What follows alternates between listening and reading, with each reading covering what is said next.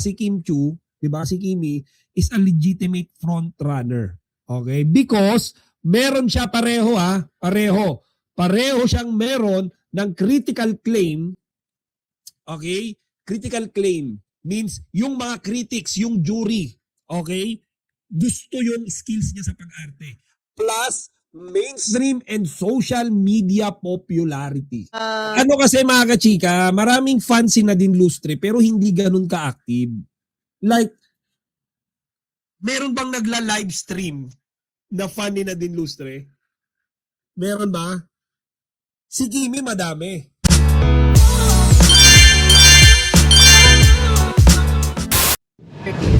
Sa Best Actress, exciting ang taong ito ng Tag Victorious Awards voting poll dahil may listahan na ng nominado sa Best Actress.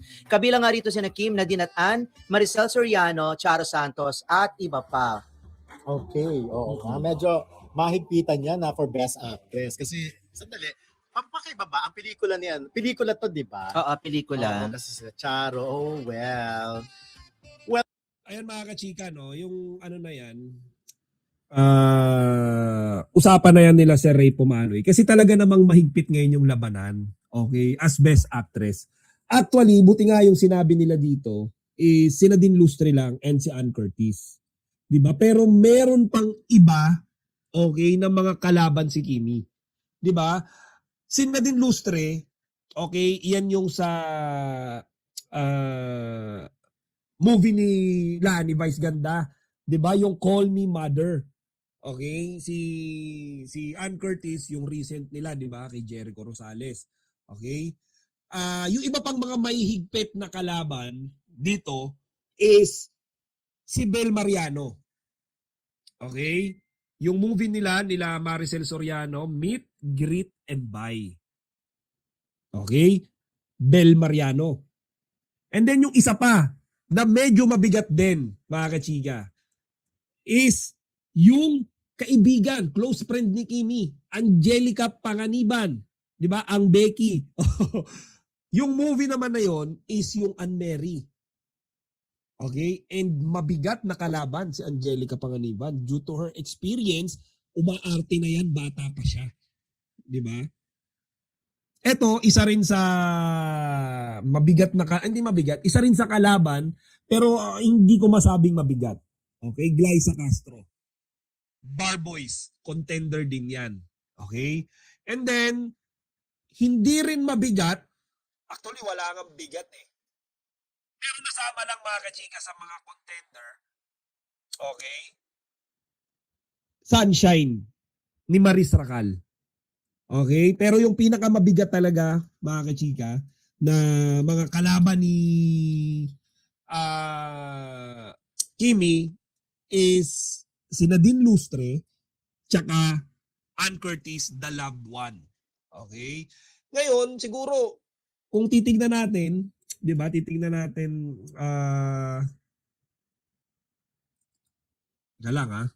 kung titignan natin yung mga strength and weaknesses, mga chika, si Kim Chu, siya yung pinaka malakas, kumbaga all-around contender eh. 'Di ba?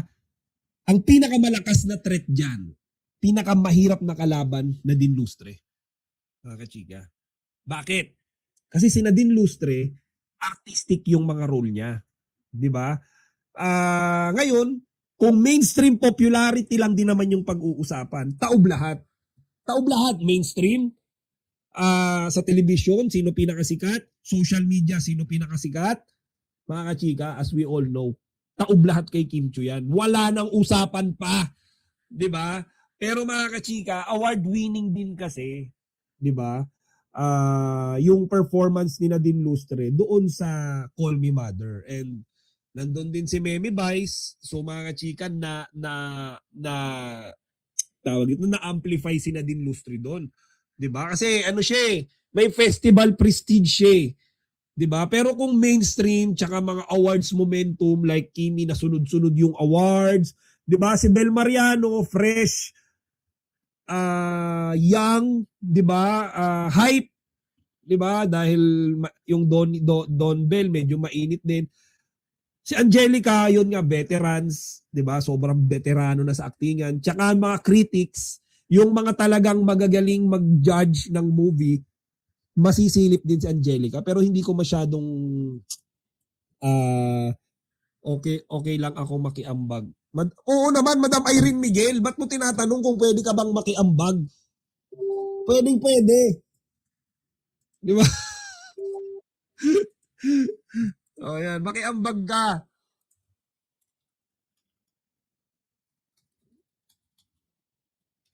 Ano ambag mo, Madam Irene Miguel? Pero parang nangangamoy si Kim Cho ang maisasama sa Korean. Bali, 50% jury, 20% all, 20% hindi ko alam kung paano manggagaling yung vote. Kung jury at jury pag-uusapan, tatlo lang yung mag-ano dyan eh. Si Ann kasi mga kachika, hindi ko nga alam bakit sinama nila si Ray Pomaloy. Ann Curtis, yes, the threat is there. Ann Curtis pa rin naman yan eh. Di ba? Pero mas nakikita kong mabigat na kalaban si Nadine Lustre tsaka si Angelica Panganiban. Yung dalawang yun. Si Ann, nasira kasi si Ann dun sa movie na yun eh. The Loved One eh, dahil kay Jericho Rosales eh. Kumbaga nahata kasi yung acting niya ni Ann Curtis dun. Kumbaga magaling sa magaling, pero nasira yung reputation ng movie dahil doon sa behavior ni tawag dito ni Jericho Rosales prior the launch of the show. 'Di ba? So, yan, panoorin natin. Well, kung labanan ito ng, yun nga, pag-usapan natin, 50% 50% sa jury, tapos Of course. 25% sa social media. yung iba't ibang ano yan Oo, eh. 5% naman yun. Tapos yung 25 yata, meron silang sinasabi. Yes. Meron silang sinasabi na wait lang. Chumika ka muna, hanapin Pero ko. bakit gano'n? Kung 50%, di masyadong malaki naman ang boto nila. Sa bagay, hindi naman yan unanimous eh. For sure, kung ilan ang jury, halimbawa lang, 20 ang jury dyan, or hindi naman yan unanimous na boboto lang sa isang artista eh. Usually, magkalat ang boto niyan. Eto na nga, ang voting mechanics nila, jury votes 50%, Patreon, paid votes meron 25%, social media votes 25%. Yan sa YouTube, Facebook, Instagram, X, Twitter, at TikTok, at 5% each. So, yun. Well, talaga naman. Teka, kasi ano ba mga pelikula yan?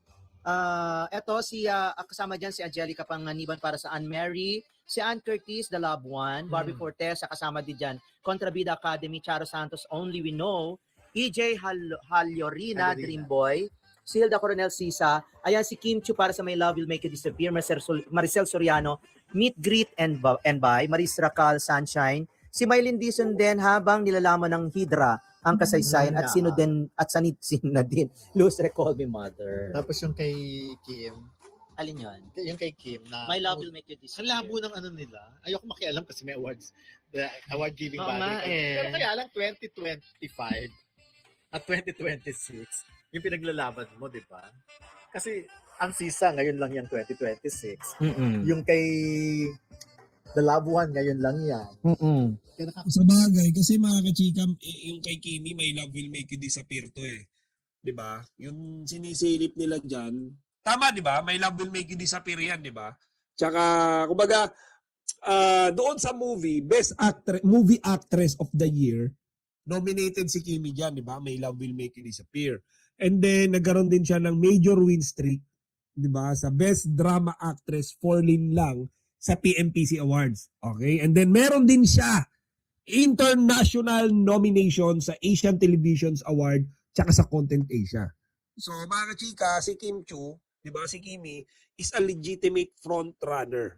Okay? Because meron siya pareho siyang meron ng critical claim. Okay? Critical claim means yung mga critics, yung jury, okay? Gusto yung skills niya sa pag-arte. Plus, mainstream and social media popularity. That's a big factor for getting the award. Gusto ka ng mga jury. Gusto ka ng mga tao. Wala ka ng kawala. Dalawa yung bubuhat sa'yo eh. Di ba? So, ayan. Kalito na. Mm-mm. Well, Baka naman meron silang cut-off na hanggang ano lang, mga first quarter or something. Pero hindi. Kailan ba pinalabas yung season? Nung last, Ayun lang. last- 2026. hindi, I mean last month Showing pa ba? nga ngayon eh. Last month ba? Mm-mm. Last month, di ba? So, baka naman meron Last silang, month ba? March lang eh. March ba yun? Showing, papanoorin ko pa nga mamaya Baka eh. mga first week, baka gano'n, baka may cut-off sila na Pero kahit paano. hanggang ano lang, hanggang March or something. Oo, kasi pinakasang discarding sa bagay. Ano, 50% agad sa jury. So, tingnan natin kung sino. Kasi syempre, ang ipoboto ng jury, medyo naman na yan. Meron na agad 50% yun eh. Pero for sure, hindi papayag ang Kim Paulandia na hindi magwagi or hindi humabol sa karera ang kanilang Lodi. Kasi na din industry, marami din tong followers eh. Yun nga lang, hindi natin alam kung mag-access sila ng panahon na bumoto. Ang Ano kasi mga kachika, maraming fans si Nadine Lustre pero hindi ganun ka-active. Like, meron bang nagla-live stream na fan ni Nadine Lustre? Meron ba? Si Kimi madami. Ako nga araw-araw Kimi lang eh. Si Kimi, nila-live stream. Nila Sir Ray Pumaloy, hindi nawawala yan, di ba? Si Marisol, hindi nawawala yan. Di ba? Basta Abante, mga news channel, lagi may Kimi yan. Ako, yun lang yung topic ko araw-araw, di ba? So, yung iba dyan, wala naman ni si Ann Curtis, wala naman silang sobrang mga active na supporters. Na ako ba, araw-araw nagna-Ann Curtis? Di ba? So, sabi ni Sir Ray and Sir Dondon, yes, meron din namang mainstream fans, supporters, both si Nadine and si Ann Curtis. However, hindi yan sinlakas ng mainstream fans or mainstream supporters ni Kim Chiu. Wala pa sa kalahati. Trust me. Pagsabayin nyo yung concert, Nadine Lustre, Ann Curtis, and Kim Chiu, pagsabay-sabayin nyo yung tatlong yan, pupusta ako mga kachika, majority ng mga tao pupunta kay Kim Chiu. Hindi ko sila pinagsasabong, na-appreciate ko lang yung meron si Kimi ngayon in terms of popularity. Okay? Nakikita lang natin, frankly speaking, na nag-i-stand out si Kimi among the other two. Hindi dahil fan ako ni Kimi. Okay? Hindi. Pero yun lang naman kasi yung realidad. Kaya nga mas maraming basher si Kim Chiu eh.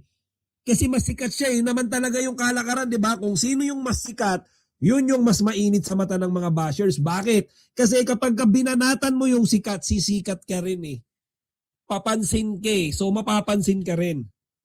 Eh kung ikaw babanatan mo yung laos, may pakiba sa iyo yung mga tao. Wala.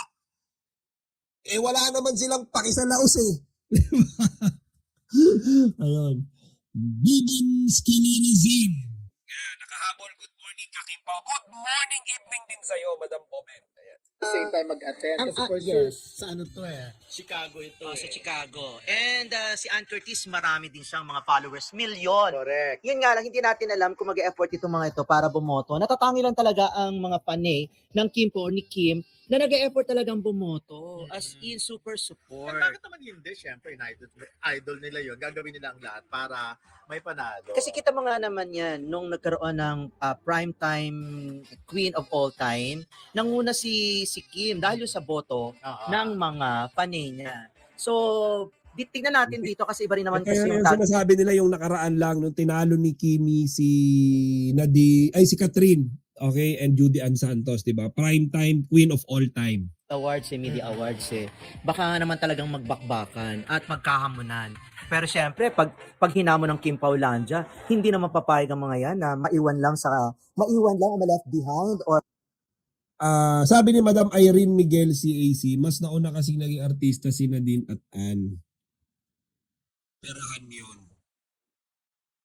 Ako, ang opinion ko naman doon sa nauna, eto correct nyo ako kasi sa business lagi rin sinasabi sa akin yan. Maraming nagyayabang sa akin sa negosyo eh. Lagi nila sinasabi, ako meron na akong 10 years experience sa pagtitinda ng mga fish.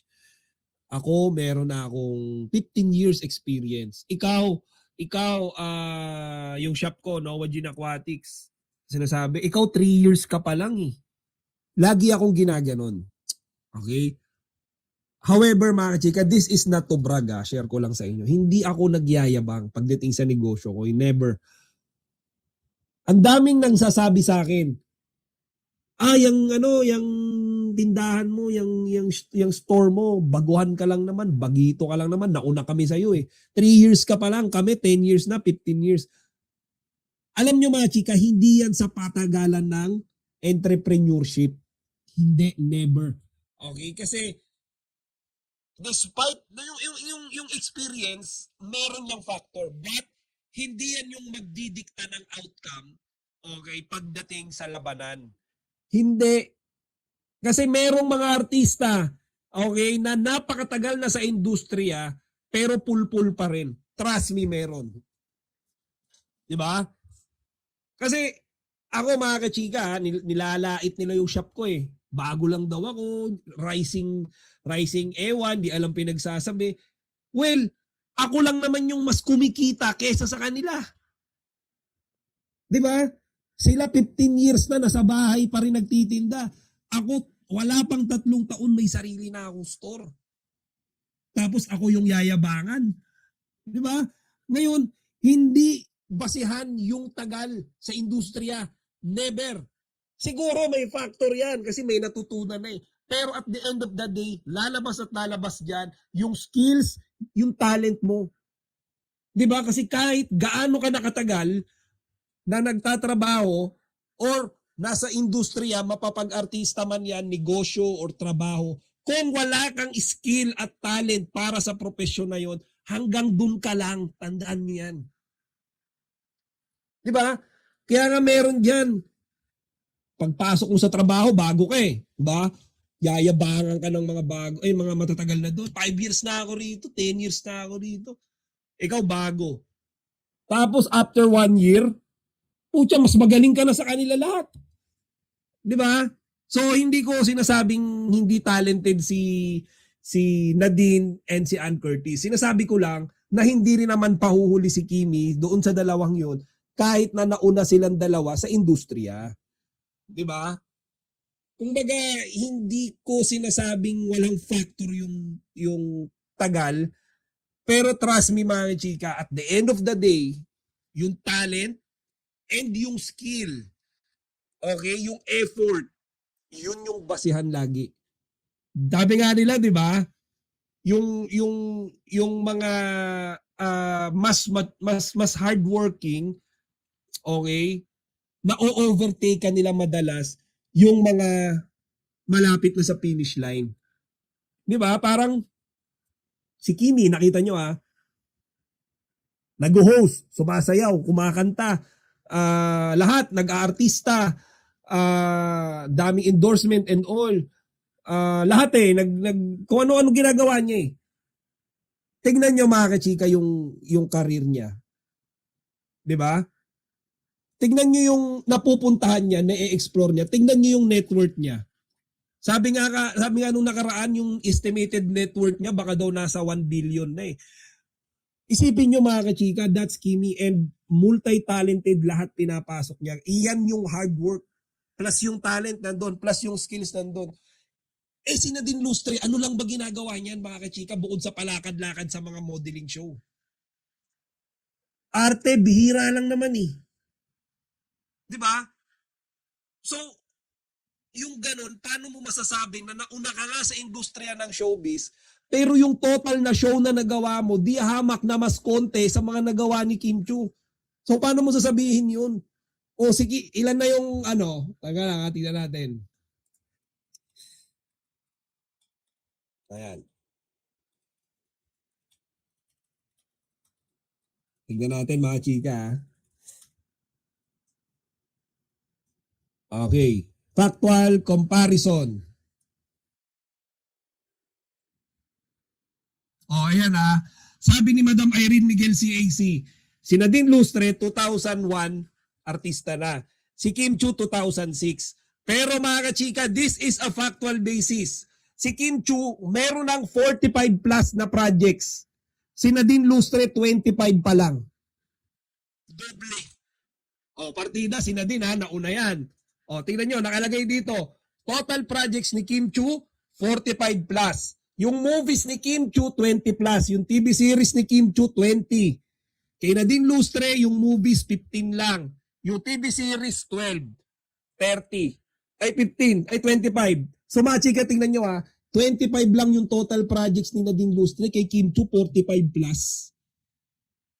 Oh, di ba? So, napakatagal na. Kumbaga, in some way, kahit na nauna si Nadine Lustre, mas madaming project si Kim Chu sa kanya eh. Di ba? I agree ka chika lang nagsaiyak sa meron lahat ng talent na nagawa ng marami. 2002 ang nauna na din. Doon na nag-start ang care. Ayan. Anyways, yung sinasabi ko lang doon mga kachika, no? Though may factor naman talaga kung sino nauna. Pero at the end of the day, trust me. Okay? Trust me. Hindi perki ikaw ang nauna, ikaw yung magwawagi. Diba? Walang pinagkaiba yan mga chika. Alam niyo yung napakagandang storya ng mga bata pa tayo. Yung storya ng pagong tsaka ng kuneho, na tipong to si kuneho sobrang bilis niya, harurot siya, nauna siya, boom! Diba? Pero dahil si pagong hindi siya sumusuko, hardworking siya, nakakuha siya ng chance nung nagpapahinga si kuneho, naunahan niya. Sino nanalo? Di si pagong. Kwento niyo sa pagong.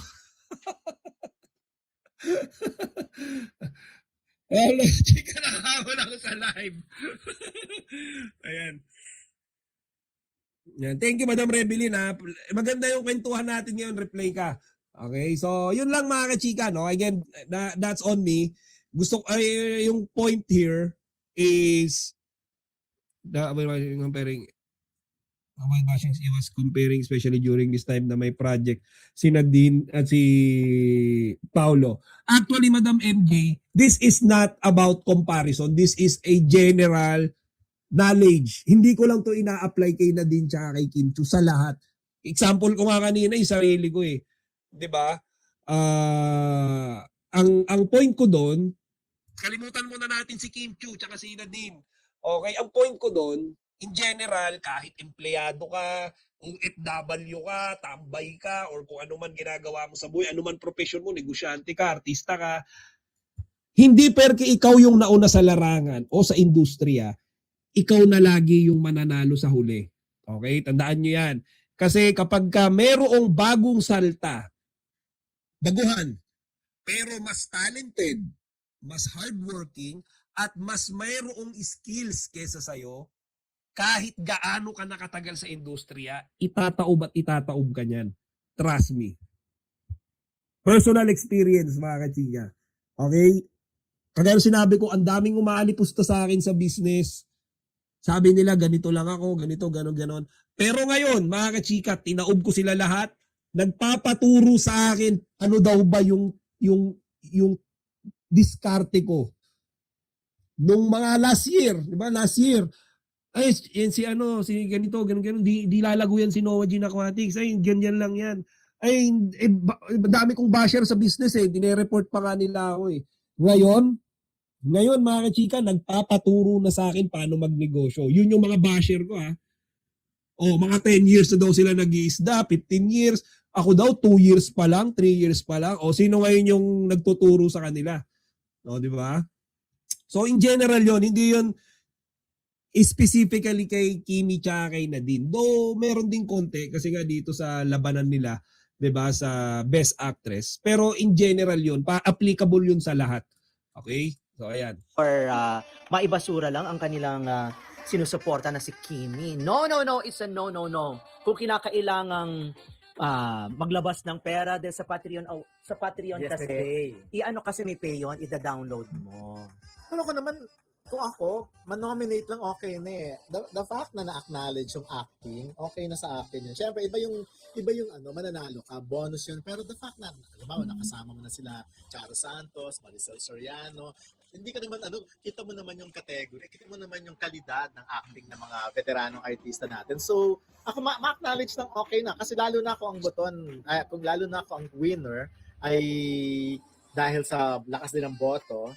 Pero ito nga, jury din ang masusunod. So, okay lang, kahit ano mangyari. Pero ako naman sa Kim Pao, Of course, yung support talagang gagawin nila, pero ilang porsyento lang kasi yon. Oo. Ilang percent lang yon. So, manalo or matalo. But of course, maganda kung mananalo. And go lang, ano lang yan, the fact na na-acknowledge yung acting. Yun, importante yun. Kaya marami rin kasing napalabas na pelikula na feeling nila magaling naman yung sabihin nila, binigay din ng artista yung best niya, pero hindi napapansin. But at least ito, yung lineup nila, bongga ha. Talagang mga ano din. Mga pangmalakasan Yes. talaga, mga kilala sa kanilang larangan bilang mga mahusay na actress. Kung mananalo din si Maricel, okay lang. Mananalo si Charo Sanchez, okay lang. Pero kung mananalo si Kim, Kasi pag nakuha ng Kim Pao ang Patreon paid votes at saka social votes, ano na, lusot na. so 50% na yun. 50% na yon. So, kahit makuha nung iba, o kung nakuha na yung 100%, yung 50% na yan, di ba?